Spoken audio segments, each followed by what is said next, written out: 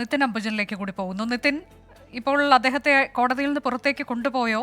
എന്താണ് അവിടെ സംഭവിക്കുന്നത്?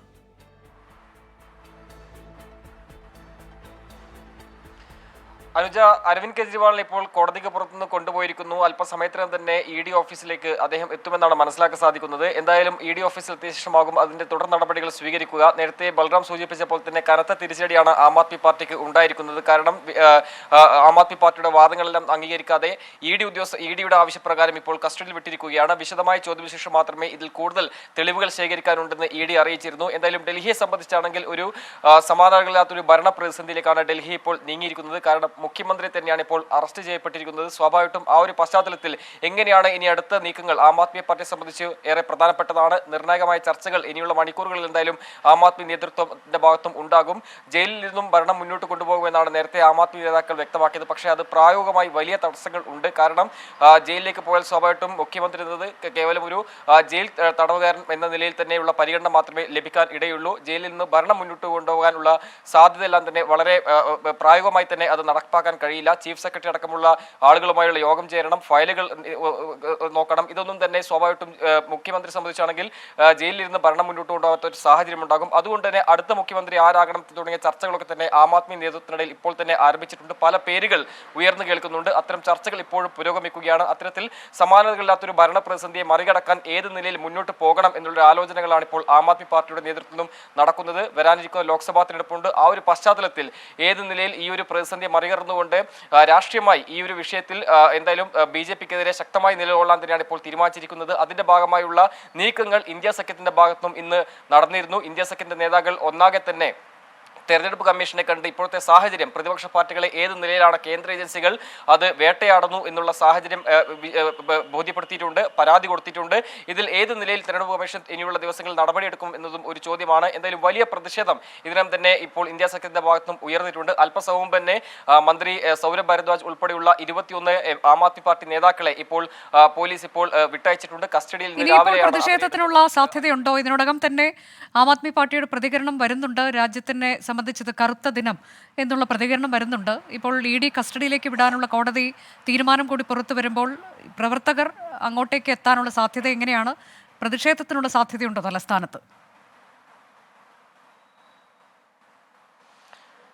അനുജ, എന്തായാലും പ്രതിഷേധത്തിനുള്ള സാധ്യത ഇപ്പോഴും തള്ളിക്കളയാൻ കഴിയില്ല. കാരണം ഇപ്പോഴത്തെ സാഹചര്യത്തിൽ ആം ആദ്മി പാർട്ടി സംബന്ധിച്ചാണെങ്കിൽ കനത്ത തിരിച്ചടി തന്നെയാണ് ഉണ്ടായിരിക്കുന്നത്. ഇനിയുള്ള ദിവസങ്ങളിൽ പ്രതിഷേധം മുന്നോട്ട് പോകുമെന്നും അവർ വ്യക്തമാക്കിയിട്ടുണ്ട്. എന്തായാലും പ്രധാനപ്പെട്ട നേതാക്കളെ അടക്കം പോലീസ് കസ്റ്റഡിയിലാണ് ഇതുവരെ ഉണ്ടായിരുന്നത്. ഇപ്പോഴാണ് അവരെ വിട്ടയച്ചത്. ഇനിയുള്ള മണിക്കൂറുകൾ ഒരുപക്ഷെ മറ്റ് കൂടുതൽ പ്രതിഷേധങ്ങൾക്ക് എന്തായാലും ആം ആദ്മി പാർട്ടി മുന്നോട്ട് പോകുമെന്ന് മനസ്സിലാക്കുന്നു. ഈ മാസം 26-ന് പ്രധാനമന്ത്രിയുടെ വസതിയിൽ പ്രതിഷേധം സംഘടിപ്പിക്കാനാണ് ഇപ്പോൾ ആം ആദ്മി പാർട്ടി തീരുമാനിച്ചിരിക്കുന്നത്. മുതിർന്ന നേതാവ് ഗോപാൽ റേ തന്നെ അത് പ്രഖ്യാപിക്കുകയും ആഹ്വാനം ചെയ്തിട്ടുണ്ട്. അത്തരത്തിൽ ശക്തമായ പ്രതിഷേധമായി മുന്നോട്ട് പോകും. അതോടൊപ്പം തന്നെ ഡൽഹിയിലെ ജനങ്ങളെ അണിനിർത്തിയാകും ഈ കേന്ദ്ര ഏജൻസികളുടെ നടപടിക്കെതിരെ മുന്നോട്ട് പോവുകയെന്നാണ് ആം ആദ്മി പാർട്ടി ഇപ്പോൾ അറിയിച്ചിരിക്കുന്നത്. കൂടാതെ ഇന്ത്യ സഖ്യത്തിന്റെ അടക്കം ഒപ്പം നിന്നുകൊണ്ട് ഈ ഒരു കേന്ദ്ര ഏജൻസികളെ ഉപയോഗിച്ചുള്ള രാഷ്ട്രീയ വേട്ടയാടലിനെ ചെറുത്തു തോൽപ്പിക്കുമെന്ന ഒരു പ്രഖ്യാപനവും ഇന്ത്യ സഖ്യം മുന്നോട്ട് വെച്ചിട്ടുണ്ട്. അതുകൊണ്ട് ഇനിയുള്ള ദിവസങ്ങളിൽ ഡൽഹിയെ സംബന്ധിച്ചാണെങ്കിൽ വലിയ രാഷ്ട്രീയമായിട്ടുള്ള ഒരു നീക്കങ്ങൾക്കെല്ലാം തന്നെ വേദിയാകും, വലിയ പ്രതിഷേധങ്ങൾക്ക് വേദിയാകും. കാരണം അത്തരത്തിലൊരു നീക്കമാണ് ഇന്ന് EDയുടെ ഭാഗത്തും ഉണ്ടായിരിക്കുന്നത്. ഇപ്പോൾ റിമാൻഡിലായിരിക്കുകയാണ്. സ്വാഭാവികമായിട്ടും വലിയ പ്രതിഷേധങ്ങൾക്കെല്ലാം തന്നെ ഇനിയുള്ള മണിക്കൂറുകൾ സാധ്യതയുണ്ട്. അത് കണക്കിലെടുത്തുള്ള സുരക്ഷാ നടപടികളാണ് ഇപ്പോൾ, സുരക്ഷാ ക്രമീകരണങ്ങൾ ഡൽഹി മുഖ്യമന്ത്രി അരവിന്ദ് കെജ്രിവാളിന്റെ വസതിക്ക് മുന്നിലും അതോടൊപ്പം ED ഓഫീസിന് മുന്നിലും കൂടാതെ പ്രധാനപ്പെട്ട ഇടങ്ങളിൽ പ്രത്യേകിച്ചും ആം ആദ്മി പാർട്ടിയുടെ ഓഫീസ് നിലനിൽക്കുന്ന മേഖലയിലടക്കം ഇപ്പോൾ അത്തരത്തിൽ നിയോഗിച്ചിട്ടുണ്ട്. ഇന്ന് രാവിലെ മുതൽ തന്നെ വലിയ സുരക്ഷാ വിന്യാസം ഈ മേഖലയിൽ ഉണ്ടായിരുന്നു. പല മേഖലകളിലും ഇപ്പോഴും നിരോധനാജ്ഞ നിലനിൽക്കുന്നുണ്ട്. റോഡുകൾ അടച്ചിരിക്കുകയാണ്. അത്തരത്തിൽ പ്രവർത്തകർ ഒത്തുകൂടാൻ സാധ്യതയുള്ള ഇടങ്ങളിലെല്ലാം തന്നെ പോലീസിന് വലിയ സുരക്ഷ ഇപ്പോഴും ഒരുക്കിയിട്ടുണ്ട്. ശക്തമായ സുരക്ഷാ വിന്യാസത്തിൽ ഡൽഹി കടന്നു പോകുമ്പോൾ ഇനിയുള്ള ദിവസങ്ങളിൽ ഏത് നിലയിൽ ഈ പ്രതിഷേധം മുന്നോട്ട് കൊണ്ടുപോകും എന്നുള്ളത് കണ്ടറിയണം. അത്തരത്തിൽ വലിയ പ്രതിഷേധം ഇന്നലെ തന്നെ ആളുകൾക്കിടയിൽ ഉണ്ടായിരുന്നു. പ്രത്യേകിച്ചും റോഡുകൾ ഉപരോധിച്ച് തന്നെയായിരുന്നു ഇന്നലെ പ്രവർത്തകരടക്കം ഏതാണ്ട് ഇന്ന് പുലർച്ചെ വരെ പ്രതിഷേധിക്കുന്ന ഒരു സാഹചര്യം ഉണ്ടായത്. അതിനുശേഷം ഇന്ന് രാവിലെയും ചില നാടകീയ സംഭവങ്ങൾ തന്നെയാണ് ITO അടക്കമുള്ള മേഖലയിൽ നമ്മൾ കണ്ടത്. ഇപ്പോഴത്തെ സാഹചര്യത്തിൽ ED ഓഫീസ് കേന്ദ്രീകരിച്ച് ഇപ്പോൾ പോലീസിന്റെ സുരക്ഷാ വിന്യാസം വർദ്ധിപ്പിച്ചു എന്ന് തന്നെയാണ് മനസ്സിലാക്കാൻ സാധിക്കുന്നത്. എന്തായാലും അരവിന്ദ് കെജ്രിവാൾ ഇപ്പോൾ അല്പസമയം തന്നെ ED ഓഫീസിൽ എത്തിയിട്ടുണ്ട്. അനുജ, ഇതിൽ വാദം നടത്തുമ്പോൾ അരവിന്ദ് കെജ്രിവാളിന്റെ അഭിഭാഷകർ പറഞ്ഞതിൽ അറസ്റ്റിന്റെ ആവശ്യകത എന്ത് എന്നുള്ളത് അന്വേഷണ ഏജൻസി കൃത്യമായി തന്നെ ചൂണ്ടിക്കാട്ടേണ്ടതുണ്ട് എന്നുള്ളതാണല്ലോ. ഇപ്പോൾ അതിൽ ഈ കോടതി ഈ കാര്യങ്ങളെല്ലാം കണക്കിലെടുത്തുകൊണ്ടാണല്ലോ ED കസ്റ്റഡിയിലേക്ക് വിട്ടിരിക്കുന്നത്. ഇതിന്റെ വിശദാംശങ്ങൾ നമുക്ക് എപ്പോൾ അറിയാൻ കഴിയും? കോടതി എന്താണ് വ്യക്തമാക്കുന്നത് എന്നത്?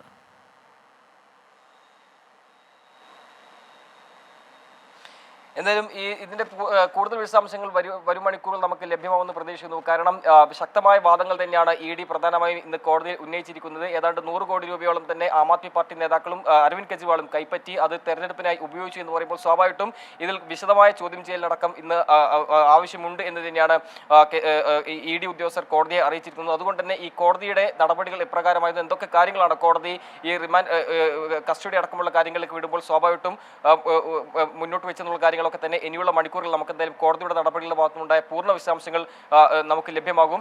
ഇപ്പോഴത്തെ സാഹചര്യത്തിൽ പറയുകയാണെങ്കിൽ ഈ ആം ആദ്മി പാർട്ടി സംബന്ധിച്ചാണെങ്കിൽ വലിയ തിരിച്ചടി. കാരണം കഴിഞ്ഞ ദിവസം തന്നെ ആം ആദ്മി പാർട്ടി നേതാവ് പ്രത്യേകിച്ചും അരവിന്ദ് കെജ്രിവാളിന്റെ വീട്ടിലേക്ക് ED സംഘം എത്തിയപ്പോൾ തന്നെ ഒരു അടിയന്തര ഇടപെടൽ ആവശ്യപ്പെട്ട് സുപ്രീം കോടതി സമീപിച്ചിരുന്നു. പക്ഷേ അതെല്ലാം തന്നെ സുപ്രീം കോടതി അടിയന്തരമായി തന്നെ ആ ഒരു ഹർജി പരിഗണിച്ചിരുന്നില്ല. അതുതന്നെ ആം ആദ്മി പാർട്ടി സംബന്ധിച്ചാണെങ്കിൽ വലിയ തിരിച്ചടി നേരിട്ട ഒരു സമയമായിരുന്നു. അതിനുശേഷം ഇന്ന് രാവിലെയും സമാനമായി തന്നെ പിന്നീട് സുപ്രീം കോടതിയിൽ നിന്നും ആ ഹർജി പിൻവലിക്കുന്ന ഒരു നിലയാണ് ഉണ്ടായത്.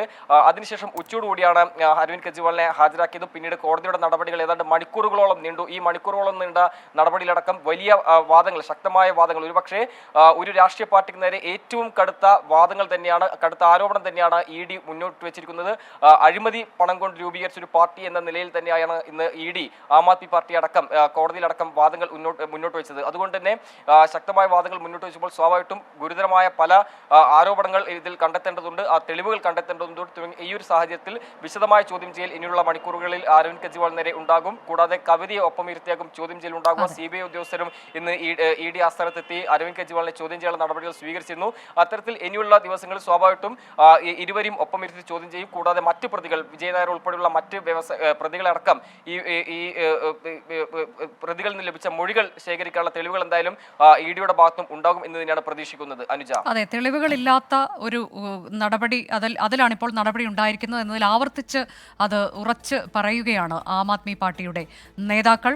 ഏതായാലും അദ്ദേഹം ഇപ്പോൾ അരവിന്ദ് കെജ്രിവാൾ ഡൽഹി മുഖ്യമന്ത്രി എൻഫോഴ്സ്മെന്റ് ഡയറക്ടറേറ്റിന്റെ കസ്റ്റഡിയിലാകുന്നു. 6 ദിവസത്തെ കസ്റ്റഡിയിലേക്കാണ് കോടതി വിട്ടിരിക്കുന്നത്. 28-ാം തീയതി അദ്ദേഹത്തെ വീണ്ടും കോടതിയിൽ ഹാജരാക്കും.